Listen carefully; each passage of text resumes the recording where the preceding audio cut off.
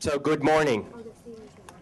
Thank you for being here, and we hope that the several hundred people in their pajamas out there in Webland will be able to join us at some point. I'm Timothy Knowles. I direct the Urban Education Institute. The people wearing their pajamas in Webland are now connected. I'm extremely privileged to be able to have an opportunity to introduce my three of my colleagues and one ally. Before doing that and relinquishing the microphone, which I'm reluctant to do, to the authors of Organizing Schools, and then to Linda Lutton, who will moderate a panel and then attempt to moderate all of us, I thought I would share two quick thoughts about why this book is important. First and foremost, Organizing Schools synthesizes more than 10 years of work at the Consortium on Chicago School Research that at the heart of it explicates what must happen in the schoolhouse if we are to serve children growing up in urban America at high levels. While I know the book took years to write, and truth be told, at least some of the authors were not entirely convinced it would ever in fact become a book, it could not, in my view, have been better timed. Much of the current education reform narrative suffers from a resounding and problematic silence about what matters most: teaching, learning, student support, leadership, engaging parents and community. Instead, reformers espouse, for lack of a better term, a post-instructional paradigm. Choice, accountability, governance, pay for performance, the list goes on. Not inherently wrong, but missing what matters most. This book interrupts that narrative, describing the essential work that must take place in schools if we're serious about doing this work well. For those of us who teach, who lead, who are responsible for schools, who train teachers, train leaders, it provides a remarkably clear picture of what we must attend to and gives us the empirical evidence to undergird our work. The book is also important for a second reason, in a slightly different dimension, as it represents the power and need for new kinds of partnerships between research and practice. This is not a new idea. 2 years after the University of Chicago was founded, a character by the name of John Dewey arrived. He was an iconoclast in the best of senses, upending long-held views about how children learn, creating schools, and developing, both in theory and in practice, new conceptions of teaching and learning. And on the trajectory between Dewey and this book, the university established the discipline of sociology. It helped to create the field of social work. And thanks to Tony Brike, who, as I said last night, the Sun-Times once referred to as the godfather of the education mafia. Right? That's a great title. You can't do better. Thanks to Tony, established the consortium, which is in essence bringing you this book and this work today. Today, the Urban Education Institute combines the power of the consortium, the university-operated charter schools, our efforts to train and support teachers and leaders for Chicago. And we do this work in close partnership with Chicago Public Schools, with Barbara Easton-Watkins, and with, they're not going to like this, some of the new Deweys. Hello. Melissa Roderick, Steve Raudenbush, Charles Payne, in an effort to create a more vital partnership between research and practice in ways that will transform lives. So this book then represents the most recent contribution on this arc. And embedded in it is the promise to improve the quality of urban schooling, not only in Chicago, but across the nation. So please now join me in welcoming 4 of the 5 members of this remarkable band, one of them having been summoned to Washington by the president, Tony, Penny, Elaine, and Stuart, who have brought us this remarkable and timely book.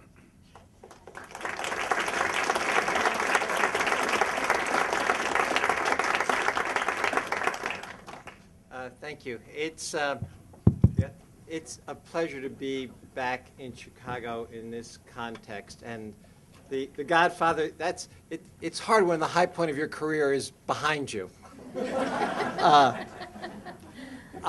It's hard to believe that as we present this book today, that this work actually began almost 15 years ago, more than 15 years ago. The Consortium had just completed a major report on the state of school reform in Chicago in 1993. And shortly thereafter, R.G. Johnson had taken over as the new superintendent of schools here. And one of R.G.'s first initiatives was to create an action plan for non-improving schools. This idea of action plans for non-improving schools has a history. And she brought together a broad cross-section of folks from around the city to advise on that action plan. In fact, as I look around the room, I see some faces. I remember some faces who were sitting at that table back in 1994 with us. And out of those conversations, really this kind of social life of a city engaged in reform, emerged the gist of an idea, a district-wide guide for school improvement. Out of that initial work in which we and a number of folks in this room today contributed, came this framework, eventually, of the 5 essential supports for school improvement.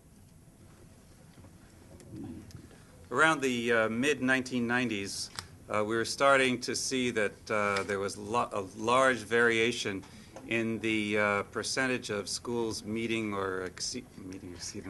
at or above national norms on the standardized tests. And we started to wonder, why is it that some schools did much better and some schools did not so well? So in order to test our theory of practice, we decided that we needed a good outcome measure. So we set out to develop a reliable and valid measure of academic productivity. We call the academic productivity indicator. In order to accurately measure how much students were learning when they were when they were studying in a particular school, and how much that learning was changing over time.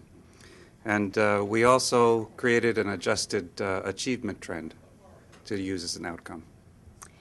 And due to our growing data archive, we were well positioned to measure the organizational characteristics that differentiated the improving schools from the stagnating schools. We had test scores going all the way back to 1987, thanks to the collaboration of the Chicago Public Schools. We still have those test scores and many more. We had done 3 rounds of surveys of teachers, students, and principals that gave us very good measures of the organizational conditions in the schools. And we had access to a study of Chicago neighborhoods done by sociologists at the University of Chicago and at Harvard. We had crime statistics, and we also had evidence on the percentage of students who had ever been abused or neglected in the schools that we were studying. And we had received that from our collaborating organization at the University of Chicago, the Chapin Hall Center for Children. We also made a very significant decision, and that was that we would not include in the sample magnet schools or high-achieving schools who had the advantages of selective enrollment. So this is a study of neighborhood schools. Great. What I want to do quickly is just go through the framework itself, and I'm going to actually walk you through it literally. When we think about academic learning principally occurs in classrooms as students engage teachers around subject matter. In short, the classroom black box. What happens in classrooms depends in very strong ways on the way schools are organized to support that teaching and the engagement of students in learning. Those critical dimensions in the organization of schools are the 5 essential supports. First, it starts with what we've labeled the instructional guidance system, which quite simply is the what and how of instruction. What is it we want students to learn, and what resources, in terms of the how, what resources are available to advance that learning? The materials, the pedagogies, the supports for teachers to use those pedagogies and materials, the assessments. Key among this, in this instructional guidance system, are the actual tasks that we ask students to undertake, because these tasks signal what we actually want students to know and be able to do. The assessments tied to these tasks tell us about that learning, and they provide the critical evidence feedback loop for the improvement of learning.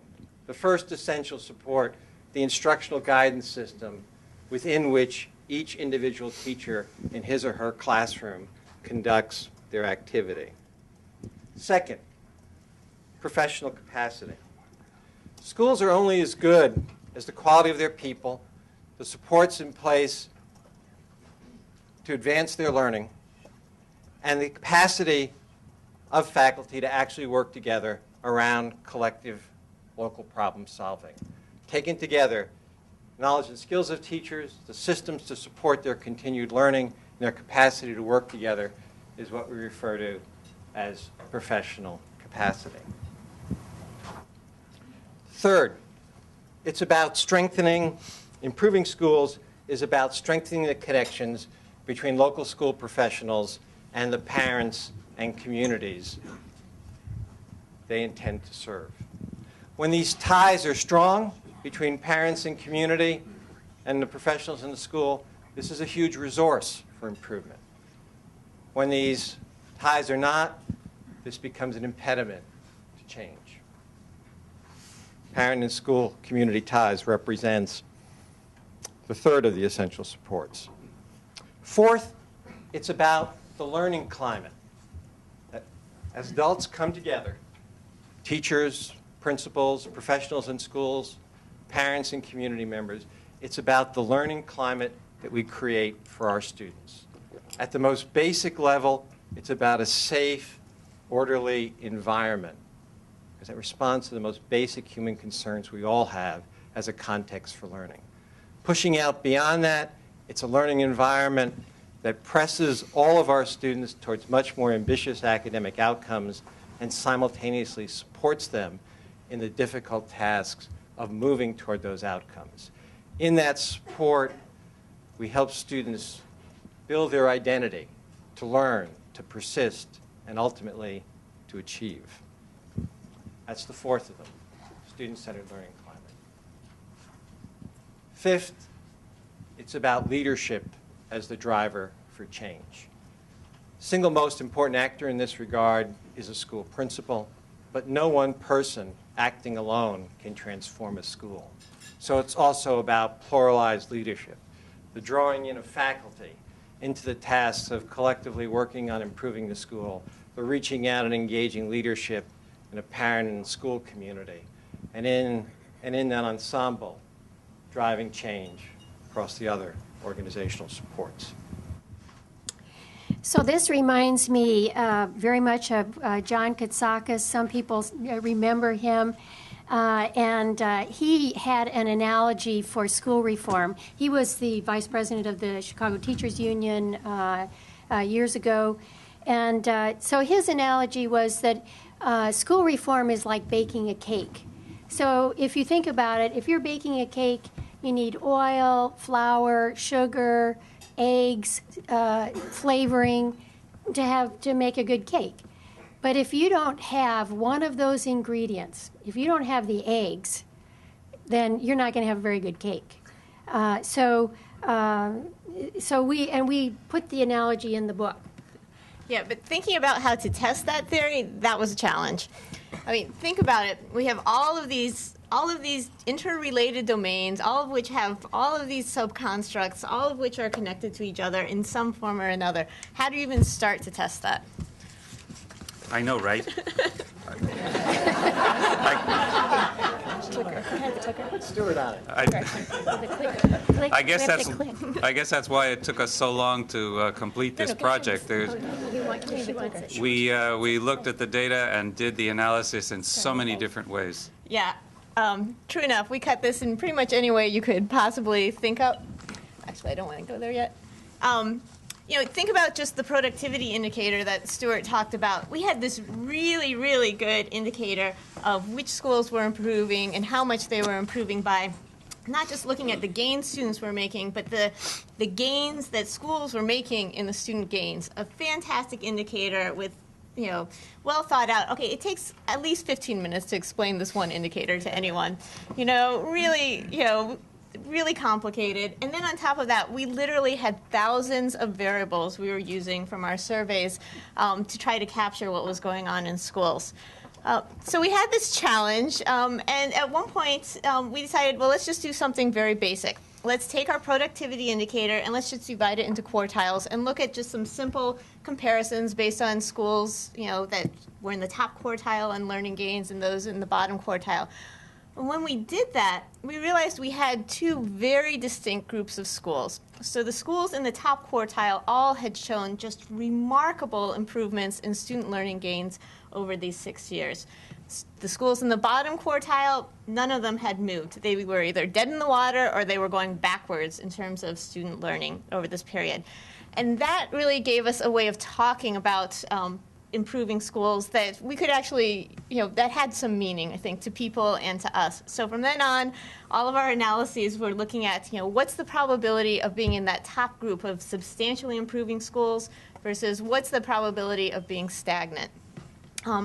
And we start out in the book just showing some very, very simple descriptive statistics, just looking at, we took one key component from each of the 5 essential supports, and we said, okay, if we take just one component of each support, do we at least have some evidence that each support shows a relationship with school improvement? And in fact, yeah, definitely.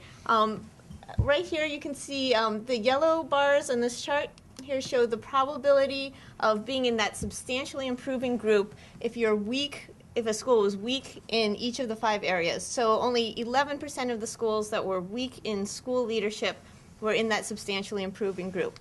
If you compare that to schools that had strong school leadership, 43% were in that substantially improving group. So just being strong in that one indicator, having good school leadership, meant a school was 4 times more likely to show substantial improvement than a school with weak leadership. And you can see the same thing across all of those supports.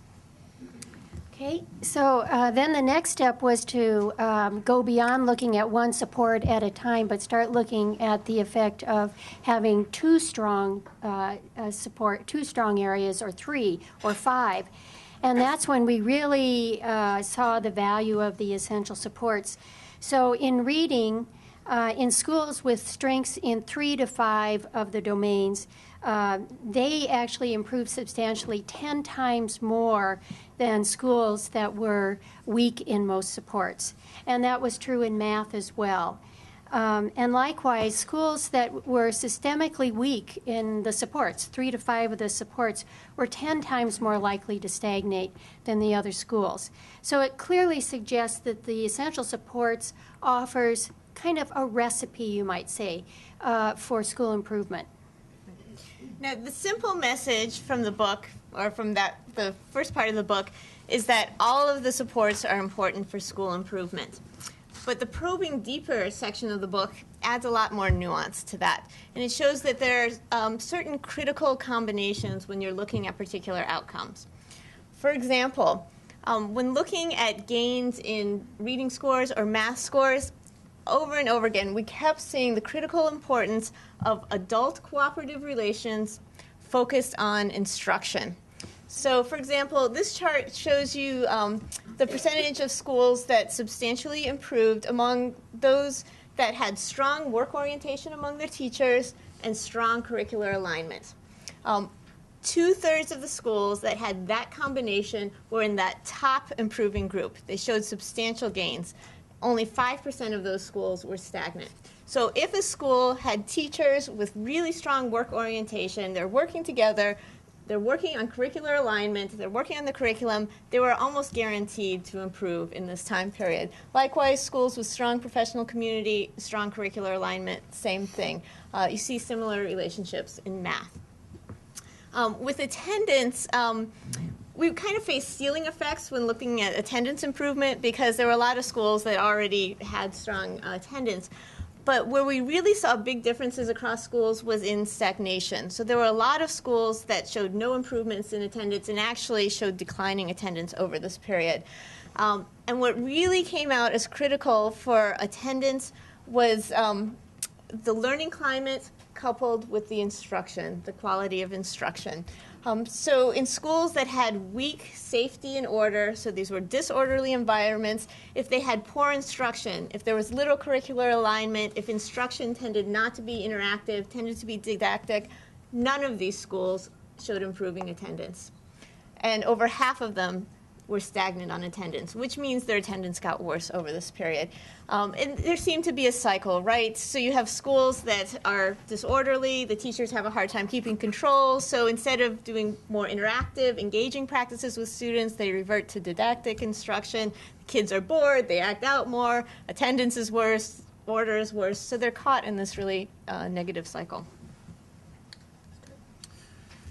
It's important to add that we've continued to validate the predictive power of the essential supports framework. The work that the book is based on was actually used data collected between 1991 and 1996. But since that time, we have continued to validate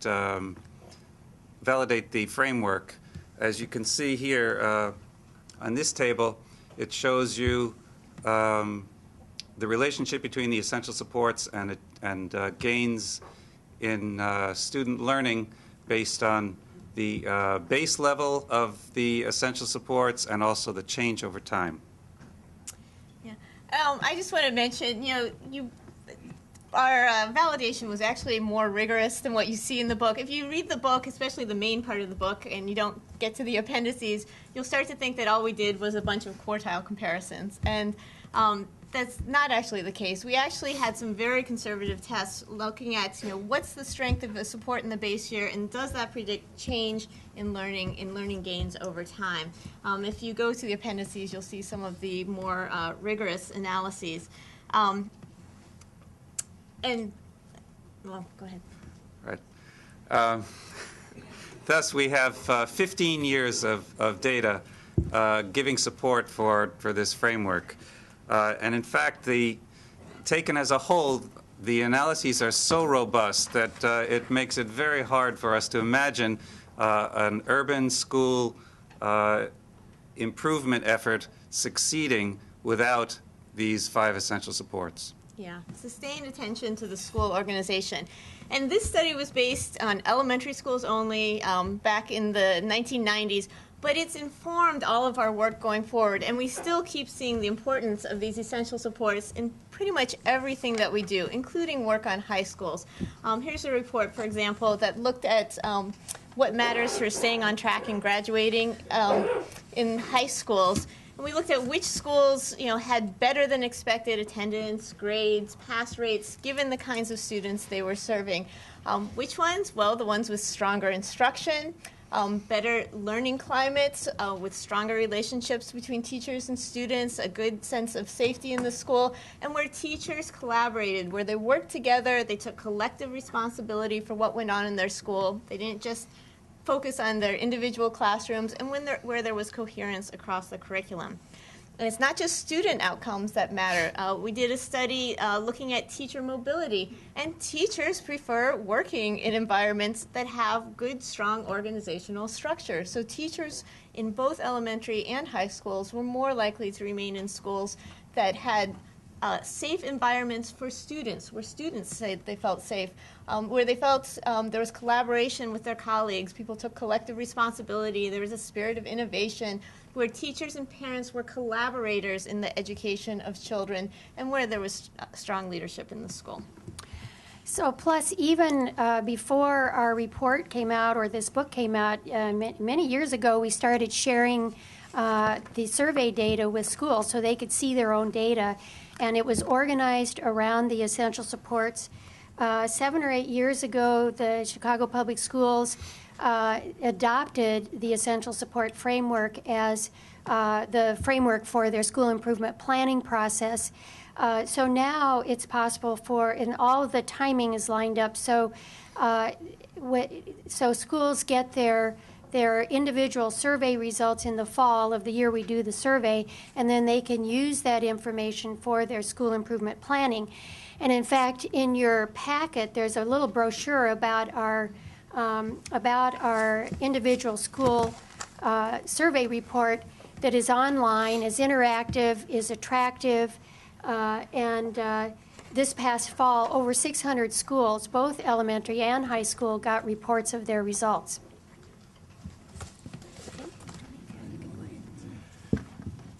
To sum up then on the basic framework, in a way, if you look at this slide, much of the history of school reform over the last 2 decades across this nation can be told, the story can be told with this slide. You think back here in Chicago, the late 1980s, Chicago's embrace of local school councils, composed primarily of parents and community leaders, sought to redress the historic disconnect of parents and community from their schools. Down there, parent-school community ties.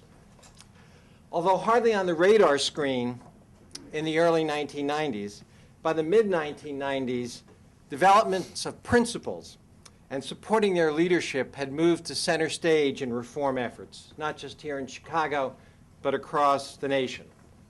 Leadership as the driver for change. Move the calendar forward a few more years, and the mantra is, it's about instruction, stupid.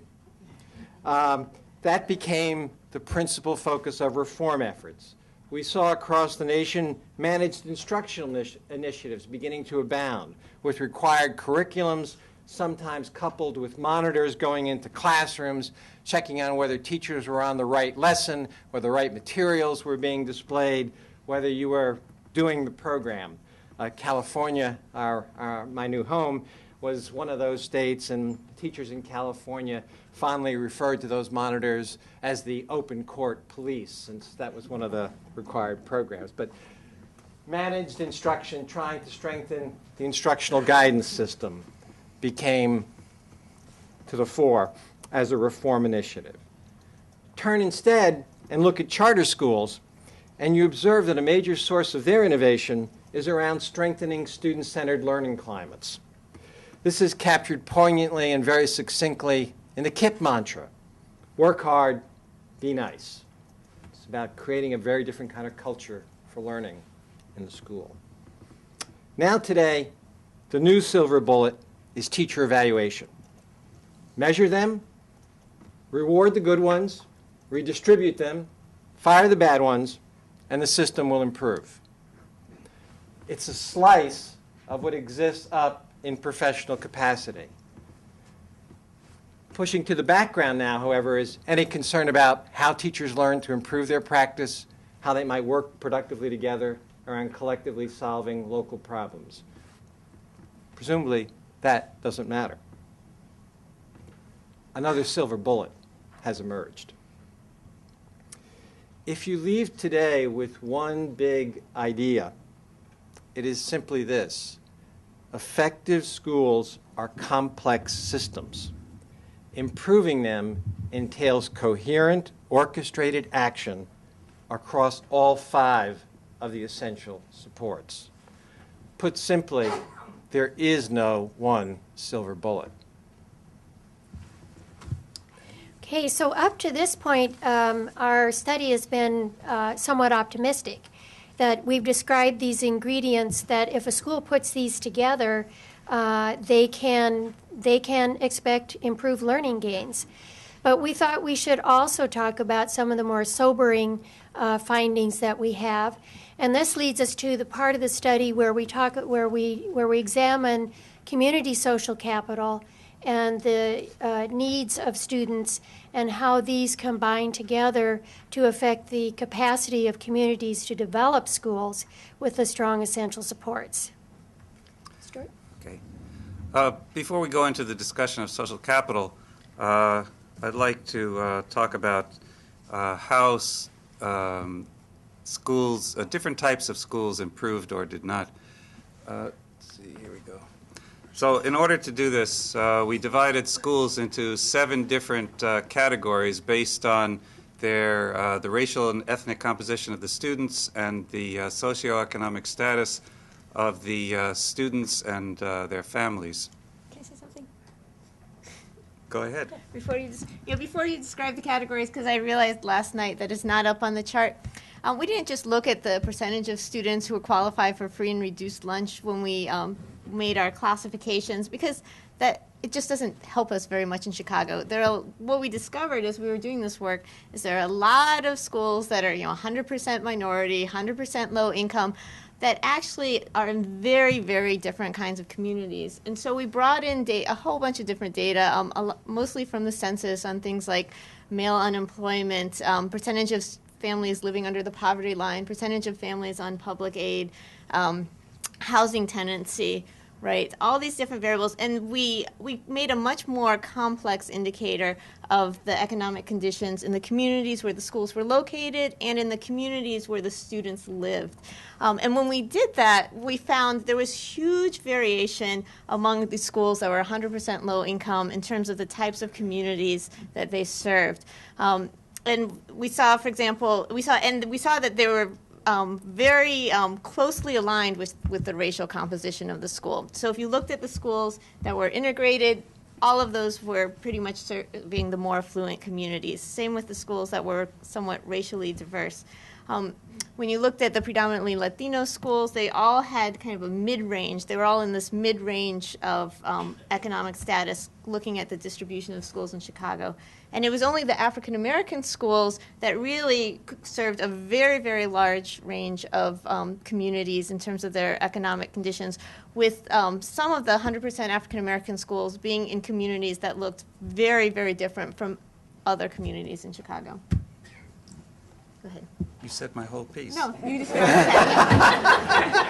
I know, but it wasn't up there, and I knew you weren't going to say it. Now describe them. Okay. All right, we divided them up into 7 groups. See, I didn't say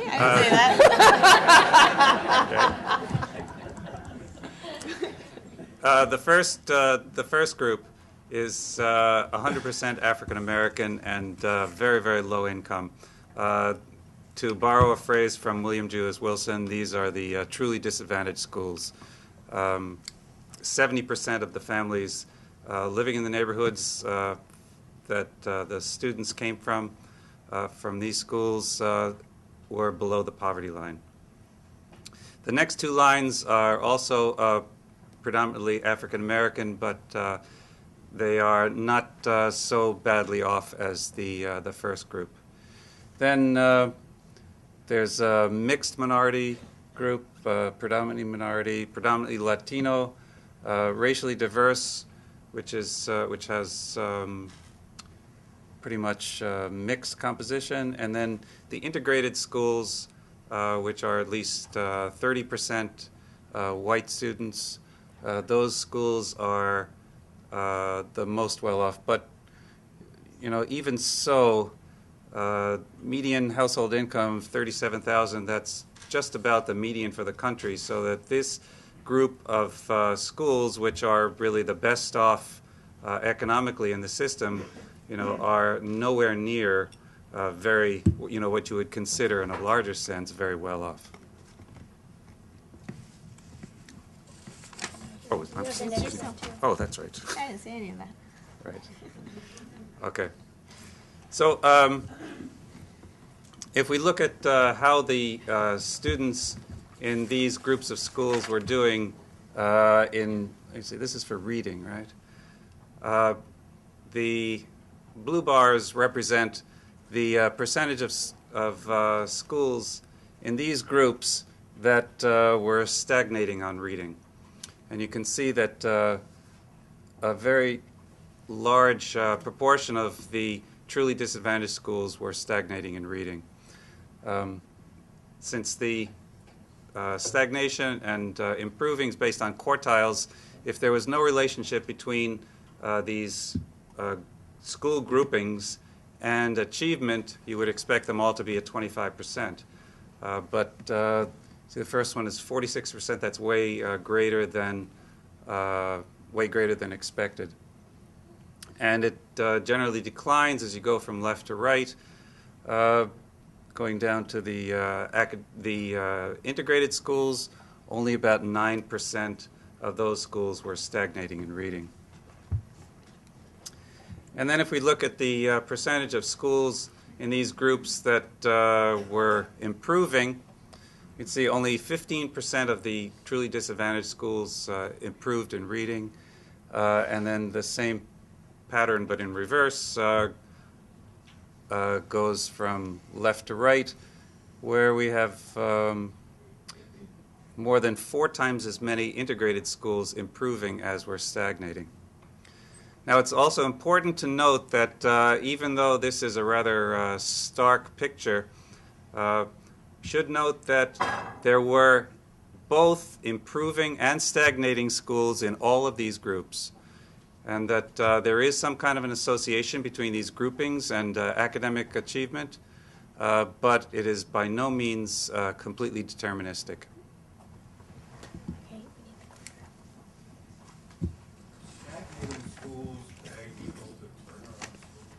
No.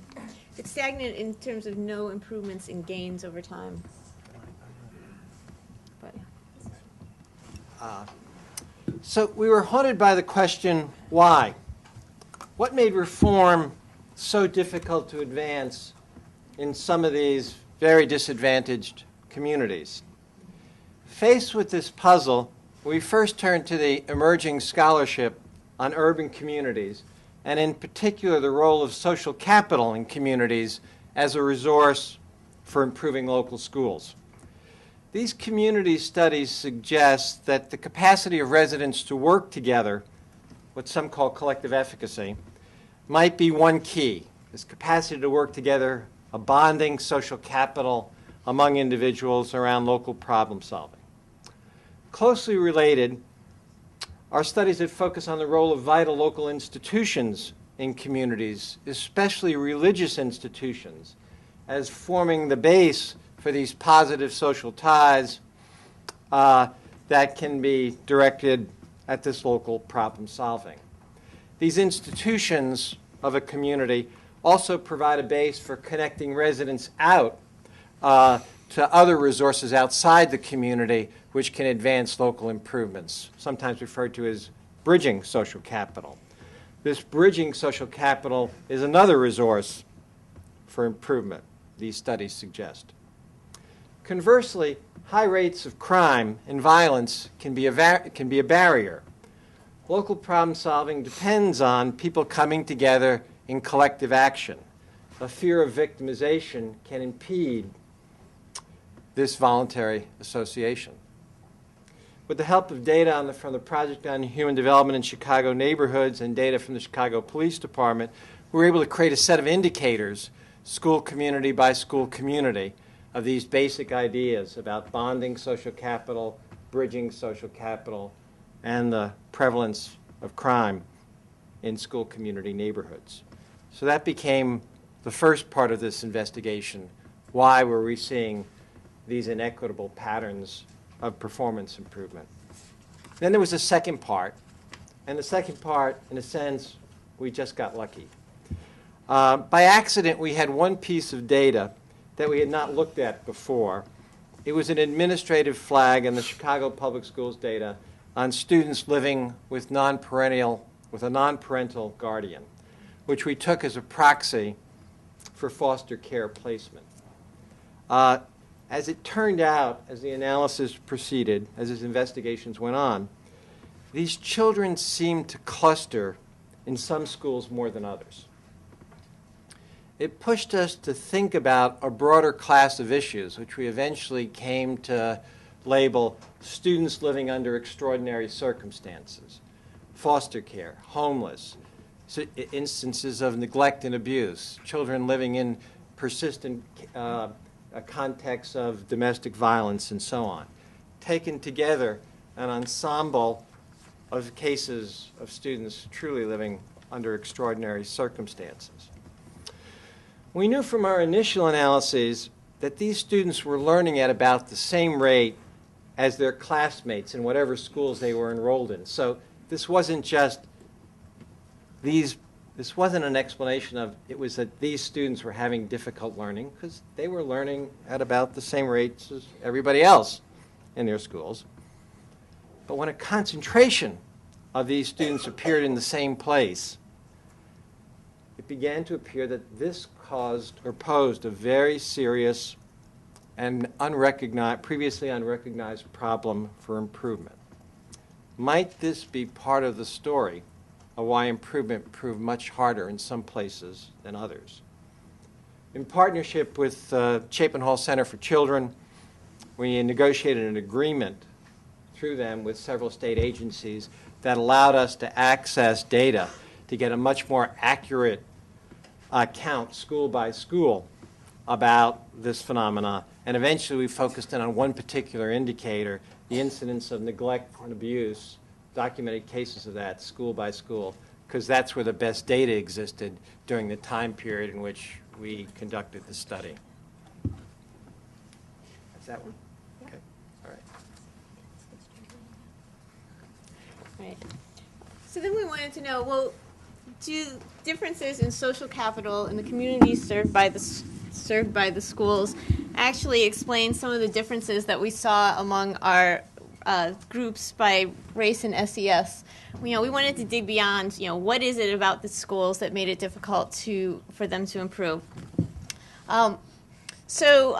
We looked at, if we adjusted for, differences in these different kinds of social capital in the community, what would the change in the odds of improvement be for these schools? I mean, first of all, we saw that each of these indicators of social capital that Tony talked about were, in fact, strongly related to the probability of improvement, but even more strongly related to the probability of stagnation. So it seemed like the absence of social capital and the presence of, extremely difficult, a concentration of students living in extraordinary circumstances were obstacles to a lot of schools that made it much more difficult to show improvements. And so they were much more likely to be in the stagnant category. So if we look at the truly disadvantaged schools, for example, their odds of showing substantial improvement in reading were about a quarter those of the integrated schools. And so I'm going to show these comparisons now, all compared to the integrated schools, because they showed the largest probability of substantially improving over this period. So truly disadvantaged schools had only about a quarter of the odds of the integrated schools. But if we adjust for bonding social capital in the communities, they're at even odds with the integrated schools. So all of the differences can be explained just by the presence of bonding social capital, that the integrated schools were much more likely to be in communities with high levels of bonding social capital. So it was easier for them to show substantial improvements. If we then adjust for the differences we'd expect because of bridging social capital as well as bonding social capital, and then also for the concentration of students living in extraordinary circumstances, truly disadvantaged schools actually improved at a higher rate than you would expect, given all of the social issues in the communities in which they serve. Same thing when we look at the low SES African American schools. These schools are dealing with much more difficult social context. They don't have the same social resources in the communities that they're going to be able to leverage to get behind schools.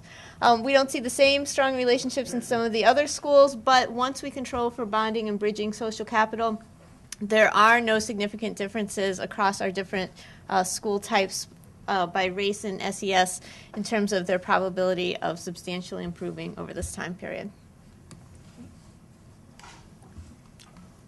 Oh, What? I already advanced it. Oh, did you? Oh, sorry. So we want to look also at some of our results in terms of more concretely about how the community factors seem to affect the capacity of schools to improve substantially. And a key finding was that in communities that had stronger levels of social capital and lower levels of abuse and neglect, these schools tended to have stronger essential support. So we're going to look at this slide. To analyze the relationship between these variables, we created a summary essential support indicator. And we said a school was strong on that indicator if it was in the top quartile on 3 out of the 5 domains, okay? And so here we're looking at the percentage of schools with strong internal essential supports by level of bonding and bridging social capital. But in this case, we're looking at the percent of schools with strong internal essential supports by the social capital variables, religious participation, collective efficacy, and outside connections. So you see in the first couple of bars that looking at the first blue bar, the only 5% of schools in communities where there was relatively low religious participation had strong essential supports. In other words, they were strong schools. On the other hand, in communities where there was more vibrant religious participation, 39% of those schools had strong essential supports. And you see the same pattern for collective efficacy and outside connections. So what it's telling us is that in communities where people are, where there's active religious participation, where people are coming together to solve local problems and feel they can do that, and where they have connections to other parts of the city where they may get resources and help to address some of their problems, those are the communities that tend to have the schools with the strong essential supports. So we're going to look at the next one.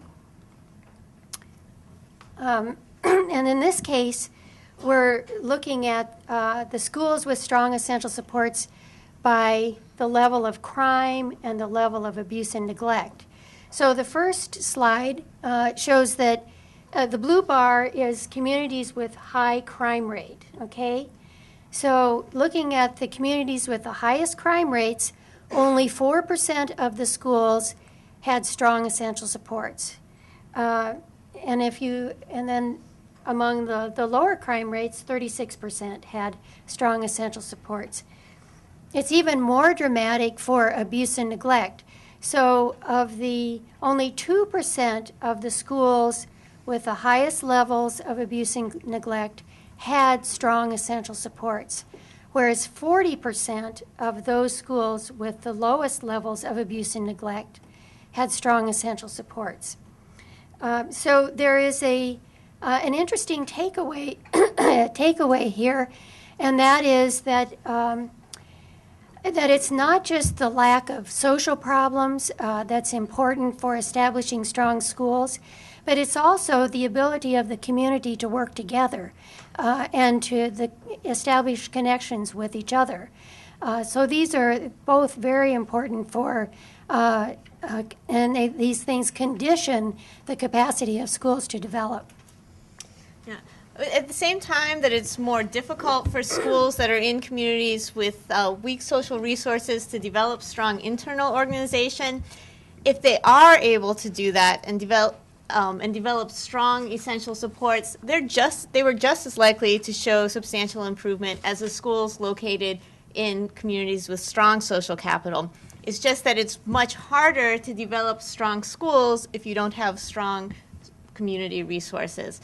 But also, if for communities that don't have strong community resources, those schools really needed to have very strong internal organization, really strong essential supports in order to show sustained improvements over time. So just being okay in terms of school organization wasn't enough for schools that were in the communities with the weakest social resources.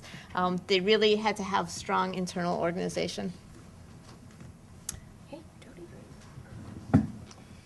So summing up on this part of the work, this evidence caused us to revisit accounts about 90 schools. These schools with 90% low-income students, 90% minority, 90% success rates. And especially the rhetoric that has been built up around these accounts of beating the odds and no excuses. To be sure, we believe that all schools can improve. Such claims represent our highest and most noble aspirations for our children, for our schools, and for our systems of schools. These are ideas that are worthy of our beliefs.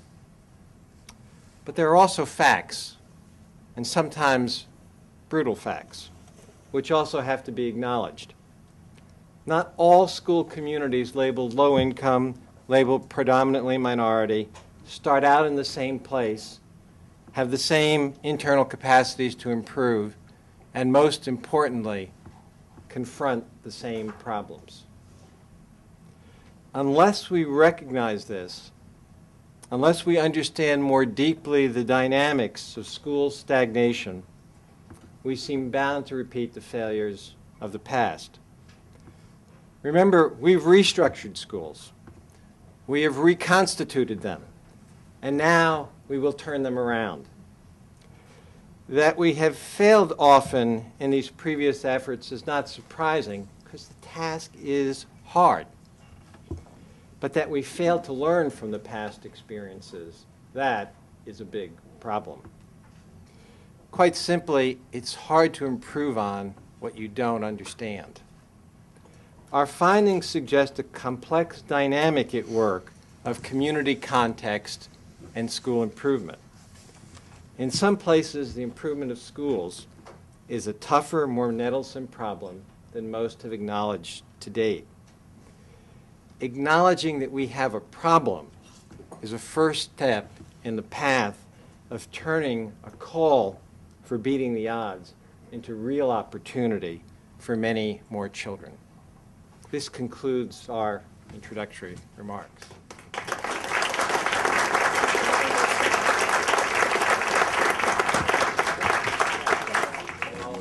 While the authors are swapping with our panelists, I just want to say quickly thank you to Linda Lutton, who agreed to moderate the discussion with the panel and then a broader discussion with all of us. Linda, as I'm sure many of you know, is the education reporter at Chicago Public Radio, an extraordinary reporter who's won many awards, which I will not recount, but asks really, really good questions and covers our field in very important ways. So Linda, you're up.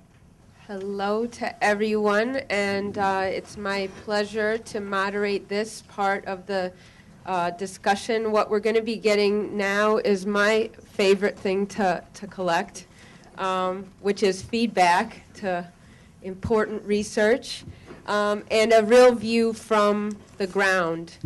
In my work, I often get to read things and then go out to the field, and having the research like the consortium's research definitely helps me focus my thinking and what I'm seeing when I get to a classroom, what I'm seeing when I'm in the hallways or talking to parents outside of school in a neighborhood here.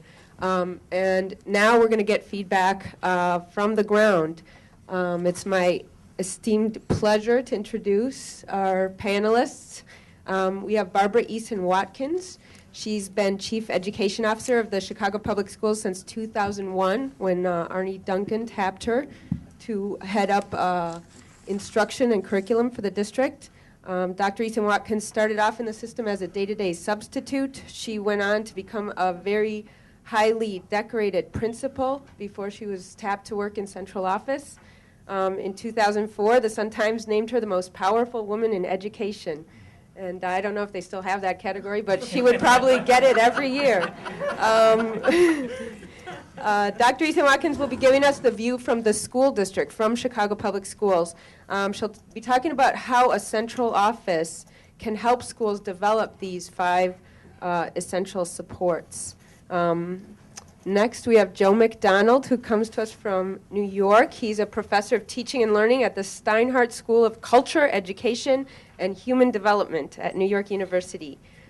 He's the author or co-author of 7 books about schooling and teaching, including one about reinventing high schools. Professor McDonald is co-founder of a high school on New York's Lower East Side. He's the NYU liaison to another high school in the South Bronx. And he's been honored many times for his teaching and dedication to the community. He's been steeped in school research for many years. He was the first director of research at the Annenberg Institute. And we're hoping Professor McDonald can give us some ideas about the relevance of this work for other school districts outside of Chicago. And finally, we have Charles Payne. He's the Frank P. Dixon Distinguished Service Professor in the School of Social Service Administration at the University of Chicago, also an affiliate of the Urban Education Institute. He's the author of 6 books, including one that I'm sure many, many people in this room have read, So Much Reform, So Little Change, which has some very interesting intersections with the book we're talking about today. And Dr. Payne has received many honors for his teaching and his scholarship, including grants from the Spencer Foundation and the Carnegie Scholars Program. He's also has a tremendous amount of experience in the community, on the ground, in urban school settings. He's worked with community groups and youth development organizations, so he really brings a real-world perspective to this. And he'll talk to us today about next steps. If this is what we know, where do we go from here? And without further ado, we'll start with Barbara. Thank you. Well, at first, I just want to thank our partners and colleagues at the consortium, especially the Godfather who's returned. We've missed him over the past few years, for really serving as critical partners to the district as we've gone about our work. Often, we've been presented with brutal facts that we've had to address. We continue to try to work towards really ensuring that we have an entire system of high-quality schools. What I thought I'd do today was really take a few minutes to talk about some overarching considerations from the district perspective that really guide our work. And this has really been something that has evolved over time because, as Tony noted, and I've been a part of the district for many years, there's been an evolution over time. And in some cases, the central office has really been overbearing. In some cases, there's been a significant amount of decentralization, but really try to provide a perspective of some overarching considerations and then really walk through, how we're approaching from a district perspective the essential supports, because we, clearly believe in them. We adopted them a few years ago as the 5 fundamentals for school success, but really thinking about, how we go about this work from a district perspective. And first and foremost, I would just like to say that we recognize that improving the quality of the learning experiences that occur for our students is really going to rest on teaching and learning that's occurring in our classrooms and in our schools. It's not something that we can control from the district perspective. However, it's really important for us to ensure that there's curriculum alignment, coherence, and I'll talk about that a bit more later. And human capital has to be a focus and has been a focus for the district, trying to ensure that we have the best leaders, the strongest teachers that are serving the needs of our schools and serving our students. And then finally, one piece that we're really focusing in on this year is how we can support the organizational structures that exist within schools so that they can do the kinds of things at the school level, share practices, analyze data, really ensure that they're using the data to guide the decisions that will really improve student success, having those pieces in place. There was a lot of talk about the social supports, and we're not quite there. We're making some progress in that area, and Charles and others have been really working closely with us. But I think we've taken some definitive steps towards trying to increase access to social supports, dealing with the safety and security issues, and really focusing as well on the importance of parent and community engagement and making sure that all of our schools have an understanding of the significance of that.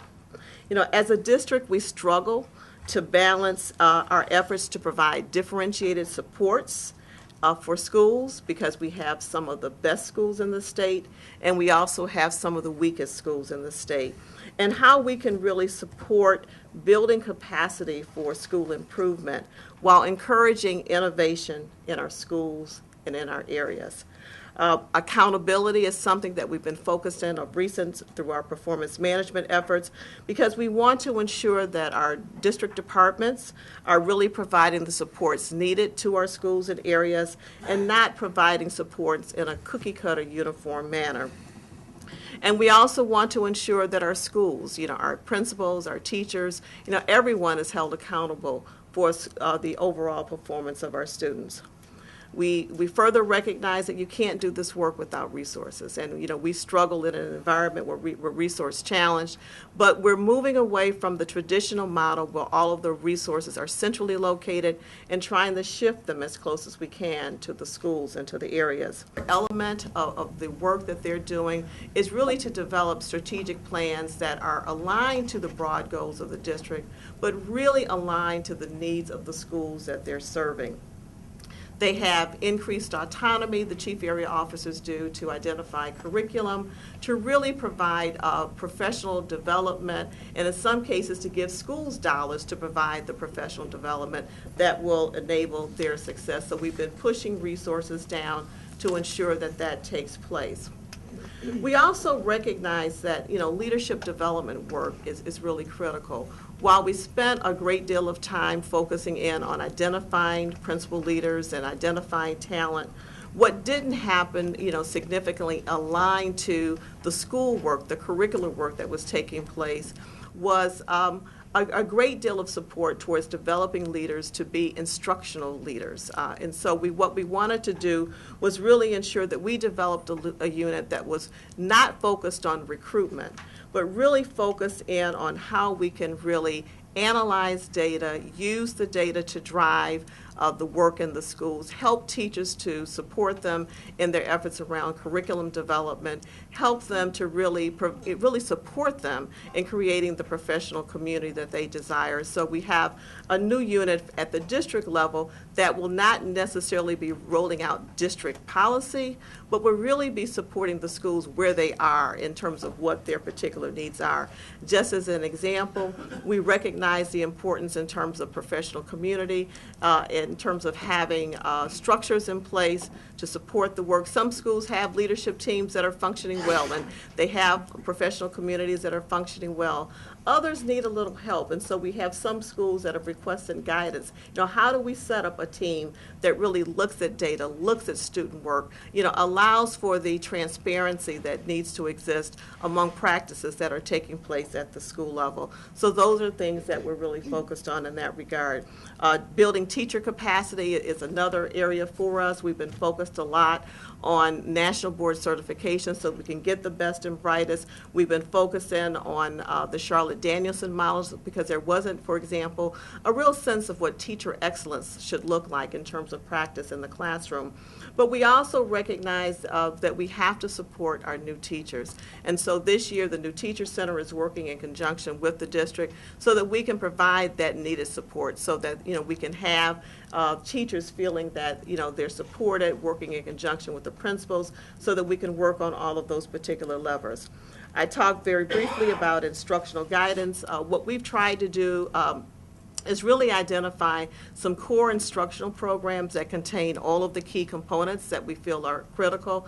Over the next year, with the support of the Chicago Community Trust, we're going to be rolling out learning targets that not only provide guidance in terms of what the expectations are for students across the district, with the flexibility for schools to select curricular options, but also providing supports for teachers and principals so that they know the kinds of rigorous tasks that are associated with those learning targets. Because often what we find when goals and objectives are rolled out, there's not a clear sense of what does this really translate into when we look at the instructional tasks that the children are given. And so we want to ensure that we're providing that information, as well.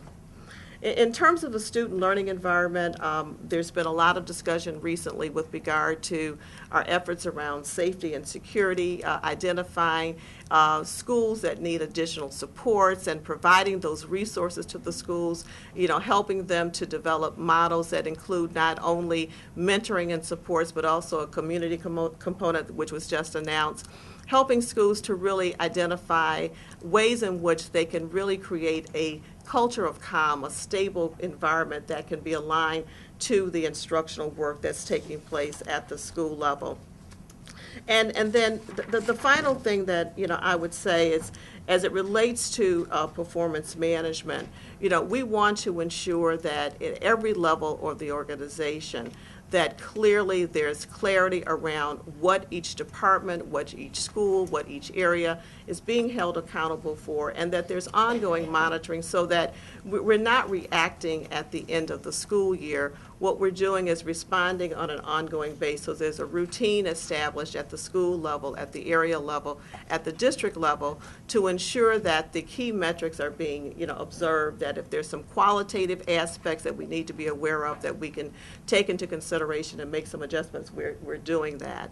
But as I mentioned from the very beginning, we are very concerned about the social issues, and we do have to better address that. And I've been very pleased with some planning that Charles and others have provided in terms of ways in which we can leverage some of the social service departments that exist at some of our universities, how we can think about where resources are actually located across the city so that we can ensure that we're leveraging those resources in the schools that need it the most. And so we're working towards a citywide plan to do that.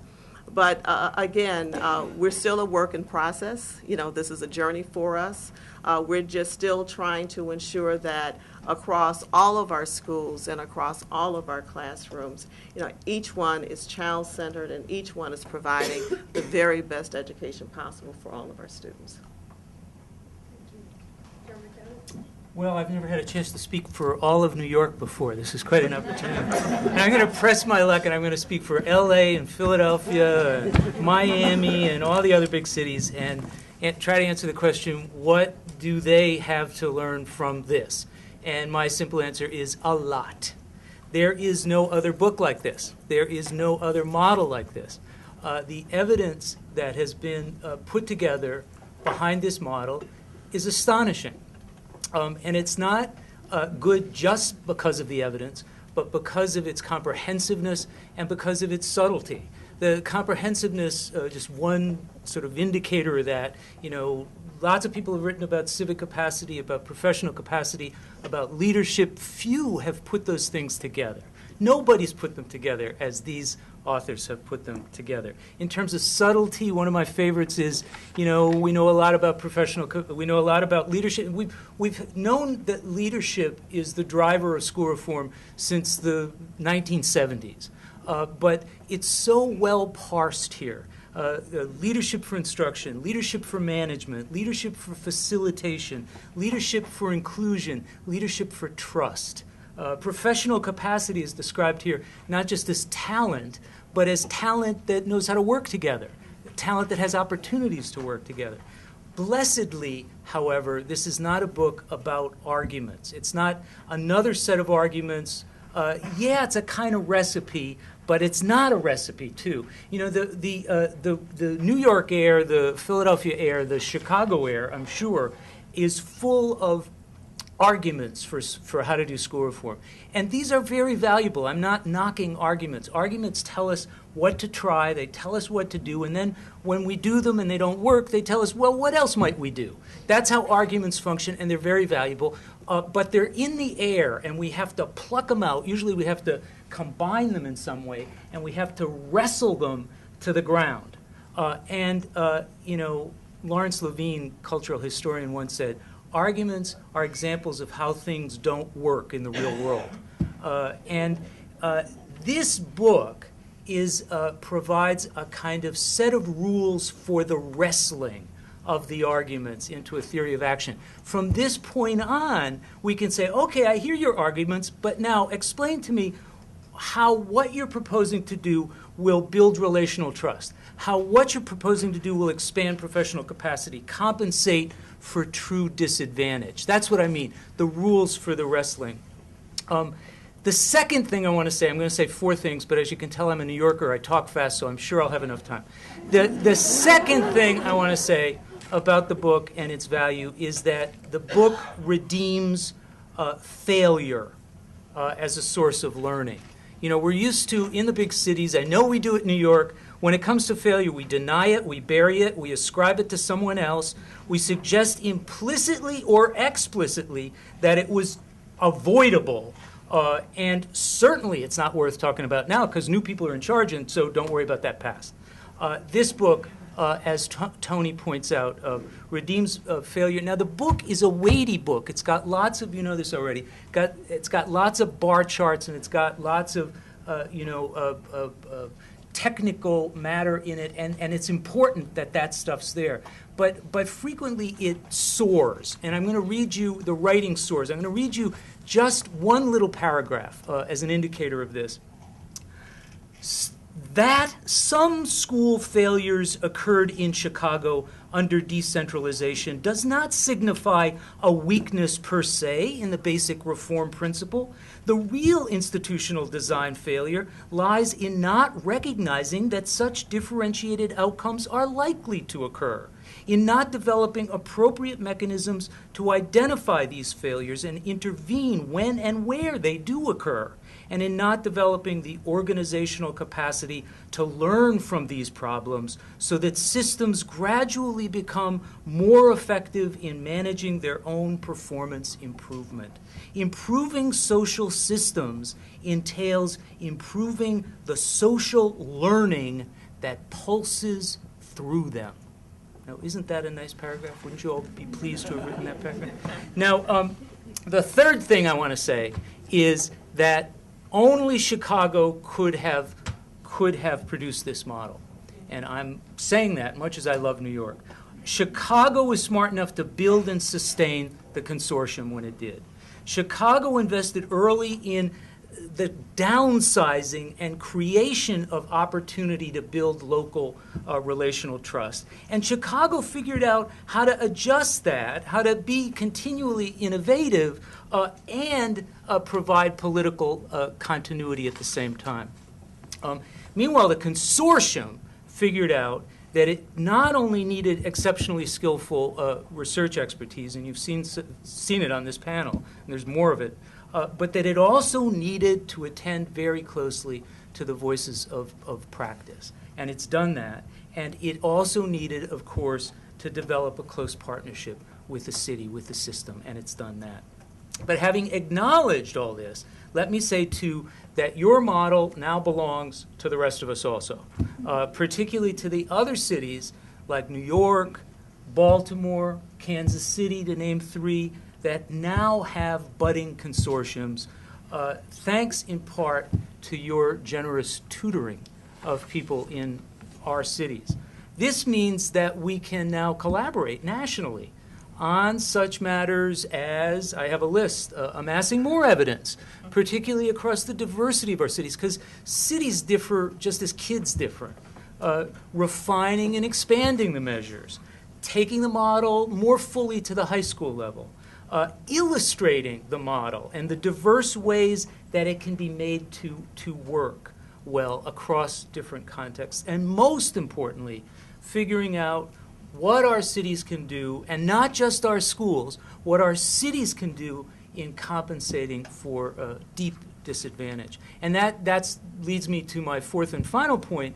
This book affirms, and you heard Penny on this, it affirms that American education can be made to work well for all children, but not just through the work of educators alone, particularly in situations of deep disadvantage. In those cases, it does indeed take the resources of the whole city, and are best designing and strategizing across the cities.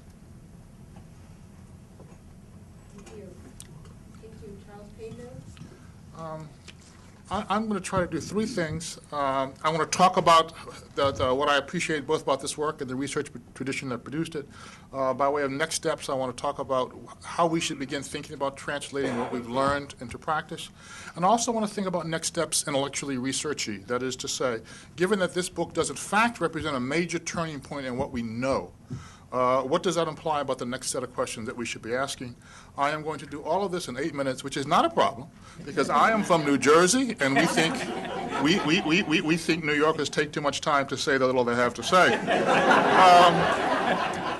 At a very personal level, I'm obviously happy for all the authors. I'm particularly happy for Penny, and I'm happy because she will now no longer have to endure Chuck asking, when's the book going to be done? How long do you people take to write a book? In the business world, we'd have been, I'm glad for you, Penny, in a particular way.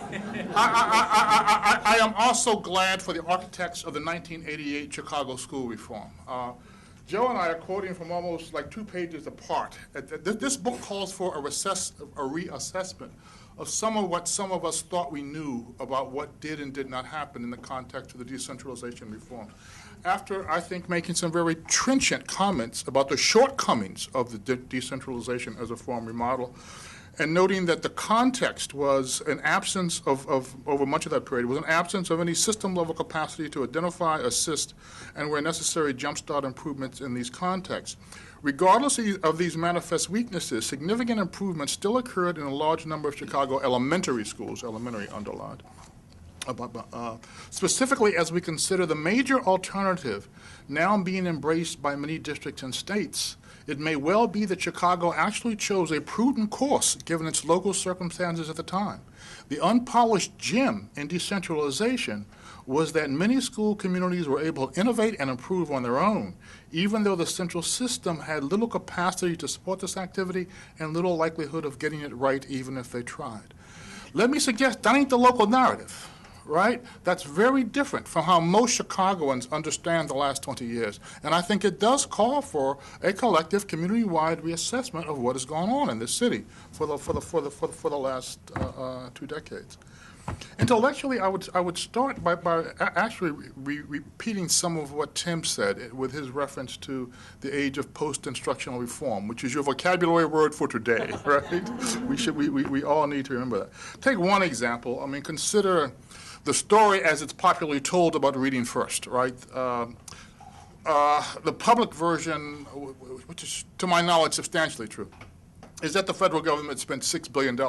That's true, right? To implement a high-quality, evidence-based, scientifically proven set of reading implementations. Lots of muscle, high-quality material, great research, and it did not improve reading comprehension, right? And so after the research finds this, in an audience like this, I don't doubt that some folk would be asking, well, okay, so the research found no effects, but what did it say about professional community? What was the level of professional community in these schools, and how did that vary with the outcomes? What was the level of the character of the leadership in these schools, and how did that vary with anything else? We can't answer those questions because we spent a humongous amount of money to study this thing, and no one asked any questions about the context, right? And there you have the variabilized worldview. There you have variabilized social science. What it produces is information which is entirely true, but damn near useless, right? Because it's true in the context in which the research was done. And since the research is context blind, it is not asking about the context. It cannot be transferred in any sensible way. When we think about interventions, we have to think not so much about the intervention writ large, but about intervention in a particular kind of organizational context. It's the contingency of the intervention that we need to understand.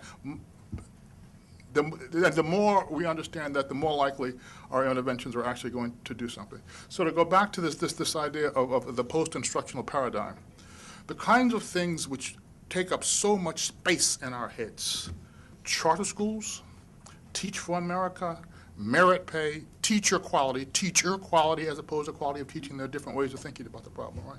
They take up so much space in our collective head about school reform, right? Not clear to me that any of those, and there's some value in probably all of them, I'd say, right? In the right context, right? But it's not clear that any of them speak powerfully to the fundamental issues of organization that this book is asking us to attend to much more closely. The book actually does say, at first glance, it is certainly overwhelming now, and it's good that in almost every chapter they say, by the way, this is overwhelming. I appreciate it. I wouldn't have noticed otherwise. It is a very, very... I'm sorry to interrupt, but I particularly like when they said you could skip this chapter.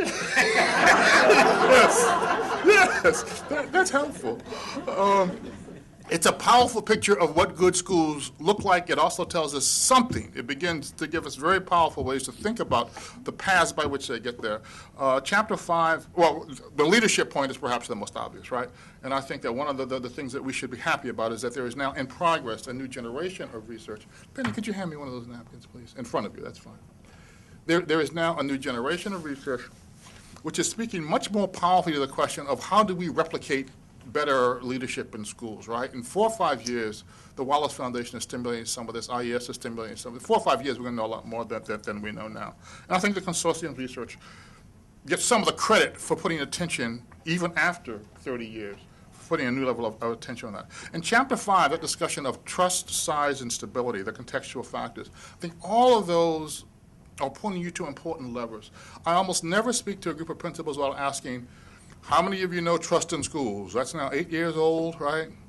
I'm almost always depressed, and I'm probably speaking to better than average principals most of the time. That's what comes out for this stuff, right? I'm almost always depressed by how few hands are familiar with this argument, and I'm always encouraged by how eagerly principals seize on this argument. That if I build trust, I have a better chance to build organization, and I can build trust by reducing the vulnerability of my staff. They can seize on that. They don't automatically agree with it, but it causes them to think about their own behavior in a different light. All apart from what trust does heuristically, raising the issue, all apart from what it does technically, I'm convinced that trust is a powerful heuristic, making people think about their own behavior in terms of does it generate or undermine trust. Is a powerful teaching device in and of its own right. Size, the major school systems which are running around closing schools, and too often in Chicago and Detroit and New York, cities that I pay a little bit of attention to, they're closing relatively good schools because they are too small. And yet they do not have any system capacity to create the good that they are closing down. It is a bizarre way to think about cost effectiveness when you don't think about it in terms of social capital and outcomes. And so in terms of stability, just note that the teacher turnover report was mentioned earlier. I think one of the key lines from that report is that the average Chicago elementary school loses half of its staff every 4 years. Principal tenure is probably just about the same. We have a very high principal turnover rate, and we have 20 to 30% student mobility rates in many of our schools. In that context, how do you form social capital, right? How do you form sort of the basic network of stable relationships that our kids need more than anybody else? The other thing, by the way, that I would suggest as a lever of change that is not foregrounded in this work, although there's plenty of other consortium work that talks about it, is the idea of coherence, because I think it too is a powerful heuristic. When principals and building level leaders think about what they're doing in terms of, does this thing that I'm about to do add or detract to coherence in my building? That is, again, a powerful way, I think, to get them to thinking about organization. Given that this work represents a kind of turning point, what are the next steps in the collective research agenda? It occurs to me that this is a highly normative way of thinking about the world, right? The underlying assumptions about human motivation behind this whole body of work, right? Relatively normative and if you will, technical. To put that another way, where is power, right? Is it not the case that sometimes people have to lose something to make change? That sometimes people have to feel that there's a bottom line, that it's going to cost them? how is power exercised here? And granted that no one's going to argue about the importance of instructional leadership, how is that connected to that other element of leadership, which is how power is exercised, right? And you know, you can accountability is one way to think about that, but it's only one way to think about that. So raising more questions about power, and how it should be most effectively deployed and utilized, that's one of the important questions. There's also the question of how much is much. If a child is in a top quartile as opposed to a bottom quartile school, what does that tell us about the child's likely life chances, right? How does that translate into what the child's life is going to be? I think we need to have a clearer exposition of that. The other, I think, long-term question that we need to, given that we have a much clearer, much more firmly grounded sense of how schools can change, and we know that this framework predicts at all points in time over a 15-year period, right? Over time, for one school, what's the likelihood of stability? That is, when you put this into place, in this environment, the environment that we have in Chicago, what's the likelihood that you can keep it into place long-term, right? Or, to put it in a more negative sense, how much churn do we have? Schools getting this together, losing it for whatever reasons, and then trying to get it together. That's a whole body of questions behind that I think. Social capital. We certainly need to begin figuring out that bonding, bridging social capital, and how in the heck does how many times somebody goes to church relate to whether it's school, what's happening in between there, right? What's mediating that? I am not, at the school level, I have no doubt social capital is a causal factor. I'm not entirely convinced that it's causal at the community level. It's plausible, it's important to figure it out, but until we see the mechanisms and fix more clearly the time order of the variables, I'm not sure. But we need to see more clearly the mechanisms. Finally, let me say that this is a profoundly optimistic analysis.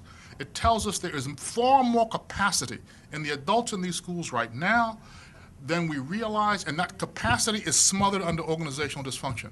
When we get the organization right, most of the people we have in these schools right now can do a dramatically better job. I think that is what this book is telling us. Lastly, it is am I trying to say panegyric?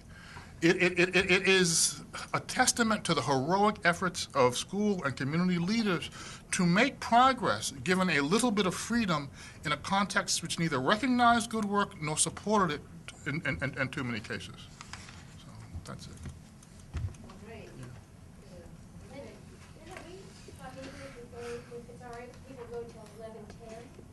Okay.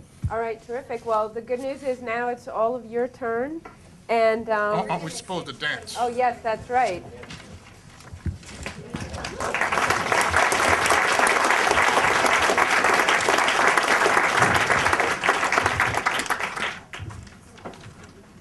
Well, welcome back our authors here. And if possible, when you have a question, if you could direct that, if you'd like to direct that to a particular author, or if it's for the entire body of authors here, you can stipulate that. And I think we could have questions for the panelists as well, right? So if you have a question for one of the panelists, that would be fine too, and we'll get them. We have some roving mics that are going to be moving around. So if you could just signal that you have a question, that would be terrific. And we're going to start out with a question from the folks watching on the web. This comes from Olive, and I think it's Trot. And the question is, she says, I understand that from a district perspective, principals cannot do much about the concentration of low-income students in inner-city community schools, neighborhood schools. What's the answer here? Is that a problem? Can that problem be solved? And the question also is, should the state be playing any role in this?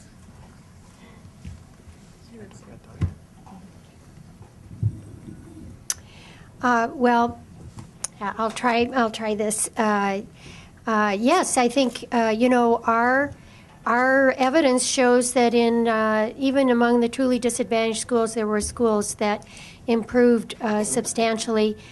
We know from our work at the University of Chicago in our charter schools that how important community and parent engagement is, and in fact, in our schools, one of the leadership actually has somebody who attends to that whole area.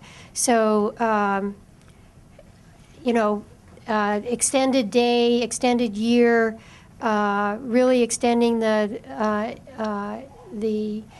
experiences of students for a longer period of time, engaging their parents. Those are things that you can work on in a very proactive way and in a successful way. Yeah, but I think what our book is saying is that we have to recognize it's going to be a much harder job, right, in some schools than in others. It's going to take more resources, and I think you're right. There may be a district role, it may be a state role. But we're not saying you can just throw money at the problem. You can just hire lots of extra staff and have more incoherence, right? It's going to take more work on coordination and support. All right. Do we have another question?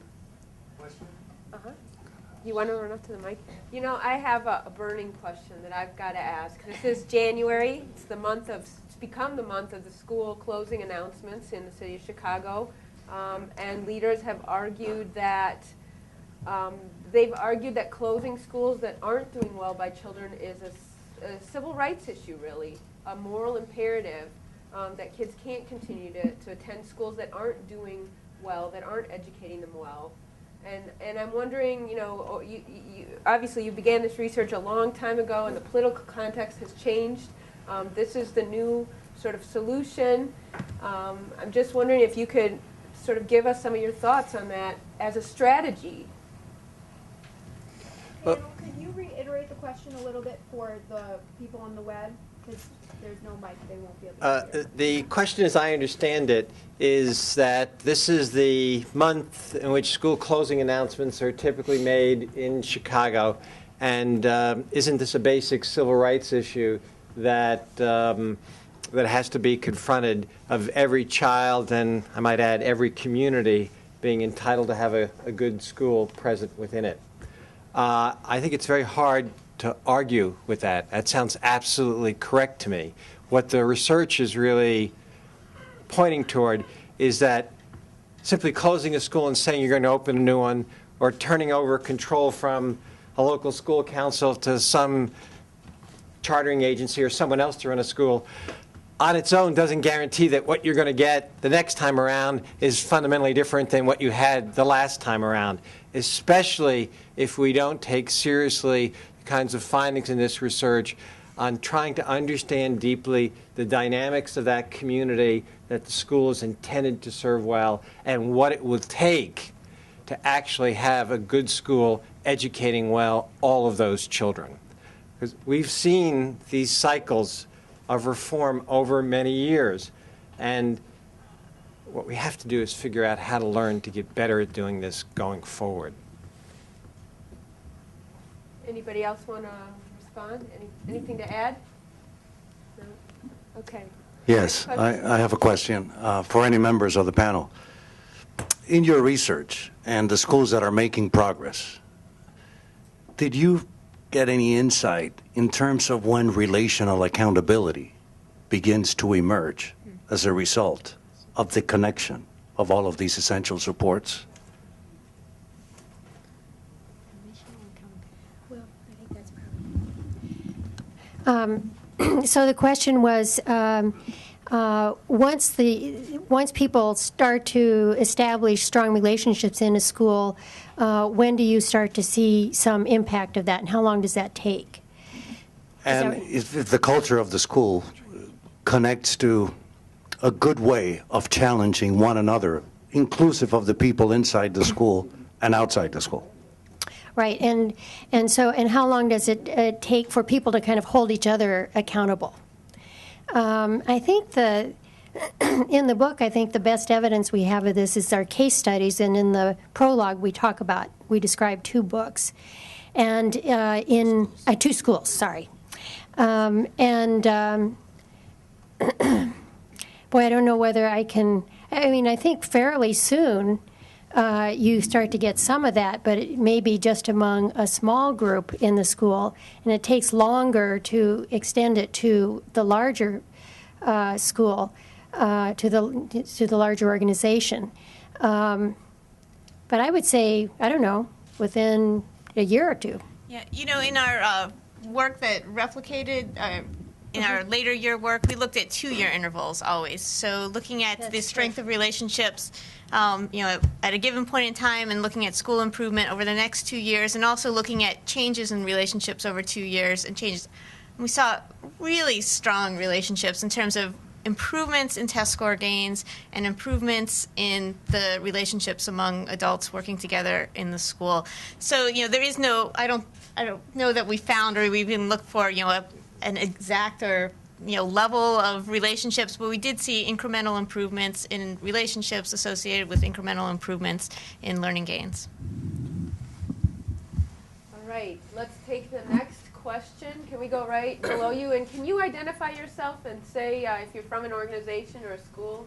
Yes, John Simmons from Strategic Learning. Just a couple more facts from the field.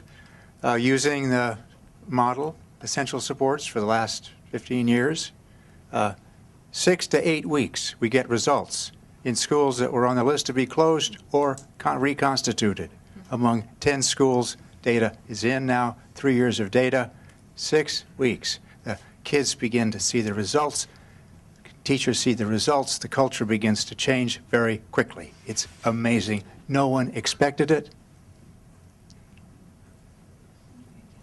Okay, and maybe right next to him? As long as the microphone is right here. I'm Ann Hallett with Grow Your Own Illinois. It seems to me that the least respected and the least attention of the 5 essential support is received by the parent-school community ties. And the fact that that is one of 5 indicators and critical components of success seems really important. I think, by and large, it's not understood within schools. It's not understood well within districts as to how to do this.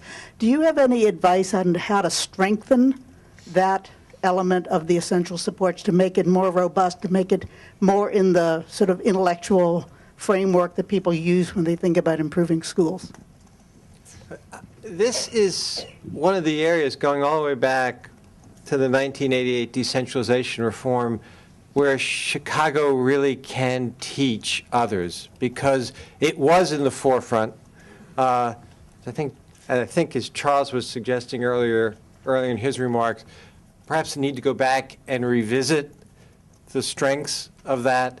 And Chicago is quite distinct in the role it placed on that. And I think what was learned, certainly learned among school community leaders, principals who succeeded in Chicago. I mean, in our earlier work, we said basically they had 2 foci. One was on building the instructional and professional capacity of the faculty, and the other was reaching out to parents and communities and strengthening that relational fabric. That's deep in the history of reform in this city, and it is really a lesson to be taught, I think, nationally, because it is a lesson that receives far too little public conversation in the media around turning around schools, school closures, and the like. All right. Can we want? Yeah. Thing to that. You know, clearly schools where there's substantial parent and community engagement, the principals have been relentless in their efforts to bring the parents in. You know, it's not that they have a meeting, they have low attendance, or perhaps even over a series of meetings. They're constantly trying to find ways to engage the broader community. In some cases as parents, as grandparents. There are a number of ways in which they do that. And so we see that consistently among our higher performing schools. Right here, right behind you. Thank you. I'm Alex Polikoff with BPI. Barbara said that we believe in the 5 essential reports. We've adopted them, if my notes are right. So at the risk of sounding ungrateful, because I really have enjoyed the presentation this morning, and I think I appreciate the magnitude of the work that went involved, it's the Winnie the Pooh question, how, or the Piglet question, I should say. How do we get from here to there? This was adverted to by Charles in his remarks, paths by which we get there. is what Charles mentioned. But it seems to me, at the further risk of suggesting that the authors ought to write a second book, and that really sounds ungrateful, the question, and Tony says there's no magic bullet, but he's really offering a magic shell. It's got 5 components, but he's saying this is it. So if that's right, don't we need a focus now from the administrative point of view on how to translate this learning into practice school by school? I think that's right. Do you want to respond to that? Yeah, I mean, I think that's absolutely right. I think it manifests itself in that translation manifests itself in lots of places. As Joe is alluding to in his comments, it clearly manifests itself, for example, in how we think about leadership development initiatives. Because generally, if you think about, well, it takes multiple levers, but what's the single most powerful lever? It's that person who sits in the principal seat. So it clearly manifests itself there. It has, if you think those 5 essential supports are what's essential to improve schools, it has a mirror manifestation in how you think about what a system does to support that work. If you think about the relational dynamics, the cooperative work that has to happen in schools, well, it's hard for that cooperative work and trust to happen in schools if that's not mirrored in the relationships between the system center and its schools, and leadership at the system center acknowledging the vulnerabilities of those in schools and acting to relieve those vulnerabilities and build trust vertically as well as horizontally. So there is clear guidance in this about the next steps going forward. Could I add here? And it reminds me, your question reminds me of a study we did several years ago, and our colleague Mark Smiley led the study. And they were looking at, this was during the time that we had the Annenberg Challenge, and we were looking at, why, when we saw examples of schools changing, why did they change? Why did they adopt change? And there were 3 reasons. One, people learned new things, so then they acted on their new ideas. Secondly, there were incentives. So we could think about incentives for better principal leadership, or evaluating principals according to the 5 essential supports. Or they were compelled to do something. And I don't know how that third one fits in here. But anyway, there are lessons from that we can look at from how the schools do change. Can I say something? Yes. I think that, well, I may be too optimistic, but I think basically that there is a lot of capacity in the schools, and that change, there is the capacity to change the schools in a good way. But I think that the first thing that you really need is to identify the areas that need attention. And if the school leaders have the information, the data that they can use to address these problems, then that will help the school improvement efforts. And I've got to put in another plug for our website here, our school reports, right? Since I worked on this a lot. But this is a very good tool for school leaders in order to identify areas in the school that need attention. Yeah, I just want to real quickly say I do think that the theory provides a guide in that it shows leadership as the driver of change, but then it's leadership focused on developing the organizational capacity. So really focusing on the ways that people work together instead of focusing on this and that and a million other different things. It's thinking about how we get the parents, the teachers, and the community, everyone together, focused, working on the same problems in a coherent way. No, I agree, and I would just say that there's certainly a group of schools in Chicago that clearly have been able to, implement all of the 5 essential supports, and we're seeing great progress with those schools, and we simply leave them alone. And, clearly the creation of the chief area officer role was to really help schools to really better diagnose where they are and then ensure that the added supports are there if it's around, capacity building with teachers or helping to build structures. I mentioned that we're trying to really support the instructional leadership teams and either grade level and content area teams at the school level. But that's, the district is taking a different approach in trying to bring all of the schools up by really supporting schools not from central office, but from a layer down where there's really an opportunity, I believe, to really closer analyze and support those schools across the 5 essential supports. Okay, can we take a question from the other side of the room? We've got a lot of questions, so let's see. Thank you. Don Stewart from the Harris School, University of Chicago, and I ask you to indulge me for 1 second. I reminisce, but I do have a question. I'm an old man. In the late 60s, I came back, my wife and I, to the United States from Tunisia, where we'd lived with John and Adele Simmons in the same area, working on interesting problems of North Africa, of development, growth, and learning. And I came back to the Kennedy School at Harvard, and I sat in an urban studies program and listened to a lecture given by Al Shanker, then alive and head of the, ATA or whatever the union is, ATF.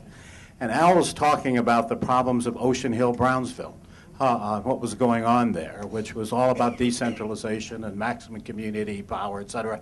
And it all sounded like what was being achieved in the 1988 legislation here in Chicago. Would be, or was sought after. But I sat next to a Harvard undergraduate. I'd been away a long time out of the country working for the Ford Foundation. And I looked over to him and I said, whatever happened to the PTA? I.e. the mechanism I knew for community involvement for neighborhood schools. And I'm struck by the fact I'm looking at Barbara Eason-Watkins, who was principal of what was then, what was the McCosh Grammar School. She wasn't alive when I was a student there. But my mother was the PTA president for at least 5 or 6 years. She was a pain in the ass, but she was there and very involved in the school and the neighborhood. I say all of that to say that I'm hearing a disconnect between this sense of parent-student community ties and what seems to be happening to the neighborhood school. We were all about a neighborhood at 65th and Champlain because we were segregated, but we were all there. We went to school, we worked, we went to church together, teachers lived in the neighborhood. It was all very much a coherent environment where social capital is now defined was very, very strong, very, very high. And I think the school performed rather well. Many of us fled at one point, my family, to Hyde Park, but it was about a neighborhood school. And as I listened to the mobility issue, students just moving en masse from school to school, living outside of homes, and the choices now given in the schools here, magnet schools, the charter schools, et cetera, school after school after school changing, I'm worried about stability. And so I just wonder, in the scheme of things, and what I think is a brilliant book, and Penny is a very close friend, and I've lived through years of the suffering for this, and I'm so proud of her.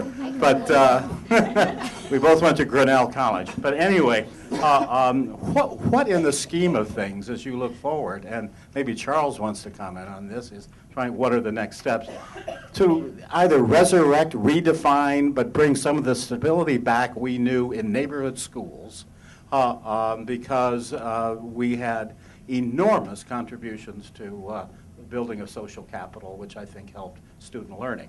And it wasn't just my mother. Thank you. I would just say in that sounds absolutely right on target, and I defer this problem to the new Deweys at the University of Chicago to attend to that. The greater stability in the social connections of adults in which students are embedded, that network of relationships is key to learning and the development of our children. And you got lots of pieces in the social fabric that are tearing in other directions. And how do you actually create these, even acknowledging these larger economic and cultural forces at work in the society, how do you create the islands of stability wrapped around our children is Charles, that's a good problem to work on.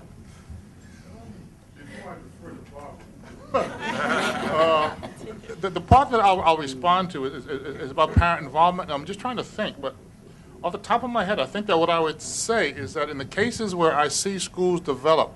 Charles, I'm sorry, can you turn the mic on? Is it on? Is this better? Okay. In the cases where I see those kinds of strong, deep relationships develop between parents and schools, they happen in one of two ways. In a very small number of cases, there are principals who are ideologically committed to deep levels of parent involvement, and they're willing to face down their faculty. And I say it that way because, by and large, our schools do not, in fact, want parent involvement unless it's fairly superficial parent involvement. And I say our schools, I'd say the same thing in Evanston. The difference is that in Evanston, you don't have that difference in social standing between parents and teachers, and parents insist on being a part of what they need to be involved in, whether teachers like it or not. And in Chicago, we can make parents stay out, right? We can shut them out. They don't have the social authority to do anything about it. The other case in which I see those relationships develop are when community groups, and I think it has to be thought of as a collective process, force themselves into schools. My sense, I don't know if anyone's here from Logan Square, but that's obviously one of the nation's best examples of what we're talking about. And my sense of that is that those schools fought parent involvement at the beginning tooth and nail. Tooth and nail, they wanted to keep those parents out. And now if you took the parents out, the teachers would leave, right? But it's been a 10, 15-year struggle to get the school to accept the idea that parents are a major resource. They are not a threat. But when parents try to go in alone, and I think the LSC became a case of parents going into it alone, right? They did not have anyone at their back. So anyway, Barbara? I would just say that a significant portion of our leadership development work is around helping principals to understand the importance of parent and community engagement and the outreach that will be required if they're going to really have the type of success that we know that others are having across the city. And we're really trying to point out those exemplars so that principals can see in real life that these are Chicago public schools, these are the kinds of things that they're doing so that they can build those types of networks within their school communities. All right, and I regret to inform you that we've got one more question. So the person with the most important question. Rito? Maybe Rito Martinez or Lorraine? Yeah. She beat you, Rito. Well, my question is very short and to the point. How well would you say these supports line up with what is being asked for in the Race to the Top grants? Excellent.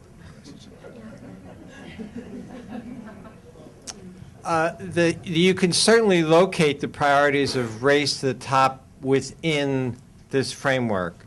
I mean, as I alluded to in my comments earlier, the new silver bullet is it's about teacher evaluation and the data to support better teacher evaluation. Now, we need better data. As data can, I genuinely believe much better data here can help us strengthen the systems that help us develop and support teachers to learn. And that's the single most important lever we could go at now.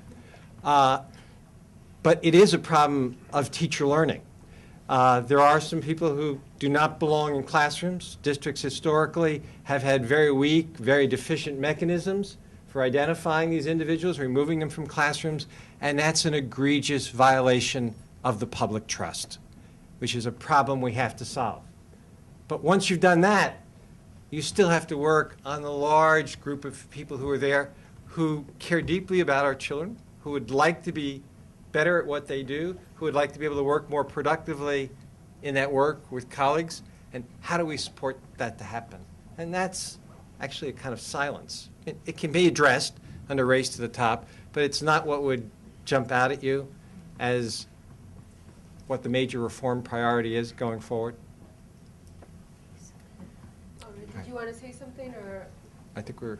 Then what we're going to do, we're going to have some concluding remarks from Tony Bright, and thank you. First off, I'd like to echo a comment that was made before, that it truly is only in Chicago that the work that produced this book could have occurred. It was only Chicago that gave rise to a consortium, and I can remember when it was half a penny and me in a shoebox. And the consortium is, in the work that it's doing right now, it's just truly extraordinary.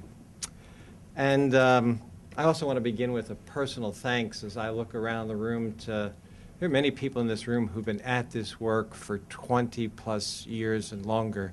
You have been my teachers over that period of time, and I am deeply in your personal debt. The work we did here was really motivated by a belief that our schools can and must do much better if we are to revitalize for our students the American dream of opportunity for all. A good education is more important now than ever in creating pathways to opportunity. Unfortunately, for far too many, that pathway is closed and opportunity dies early on. I'm reminded of Thomas Jefferson's long-standing observation about America's noble experiment in democracy. Ignorant and free is a state of affairs that never was and never will be. This observation stands truer today than ever before. A belief in the power of schooling and in our ability to improve this institution, however, must also coexist with a modicum of doubt. A critical perspective about the wisdom of any particular effort at reform. For virtually every reform initiative involves at least some zone of wishful thinking. We're going to do this, and then hopefully something good will happen. And even good, thoughtful designs typically require executing on a strategy for which there is no established game plan. It has a kind of an evolutionary character to it. Belief powers action, and doubt pushes us to examine, to analyze, to reflect. What's really going on here, and why is this happening? It is in this union of belief and doubt that we advance forward. But as we conduct studies of the type the consortium has been engaged in, we must do more than just evaluate and document the shortcomings, which is a kind of summary of Charles's point earlier. We must seek to understand what is really happening in our school communities. Why is it that improving some schools have proven so difficult to advance? Asking these kinds of questions, bringing disciplined inquiry to bear on them, and then using the results as the context for convening a community, like we're doing today, in conversation about reforming its public schools, is the vital role that applied social science inquiry can and should fill in a technically complex and politically diverse democratic society.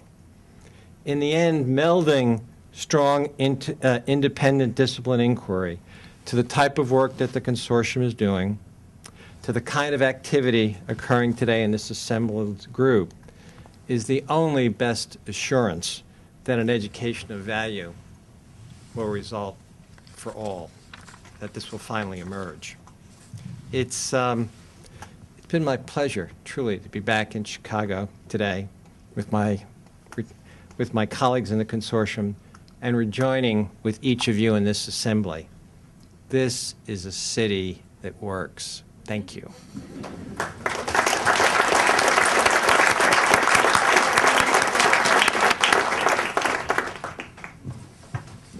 Well, thank you, authors, and thank you for this incredible contribution to our field. Thank you, panelists, and thank those of you in the Ether universe and all of you here for coming. Thank you very much.